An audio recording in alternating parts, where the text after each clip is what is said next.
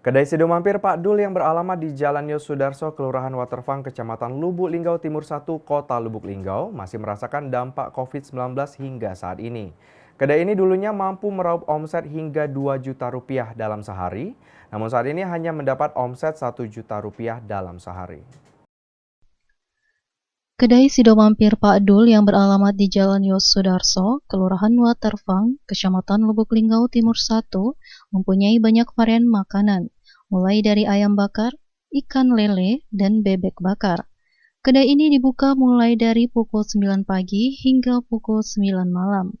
Kedai ini juga menerima pesanan mulai dari harga Rp10.000.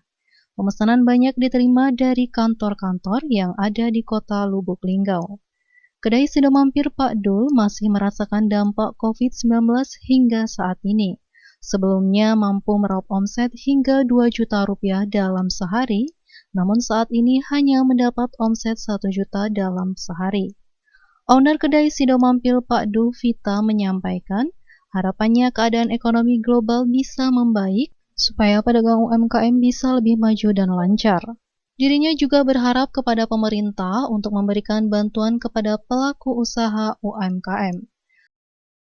Harapan Budi ke depannya untuk jualan kita. Kalau harapan Budi ke depan ya moga keadaan ekonomi global juga nih bisa membaik. Jadi kayak kami pelaku UMKM ini bisa lebih maju gitu loh, bisa lebih lancar ya. Kalau dari pemerintah kota atau pemerintah pusat kalau ada program-program bantuan untuk permodalan bagi pelaku UMKM kayak kami ini bolehlah kami ini di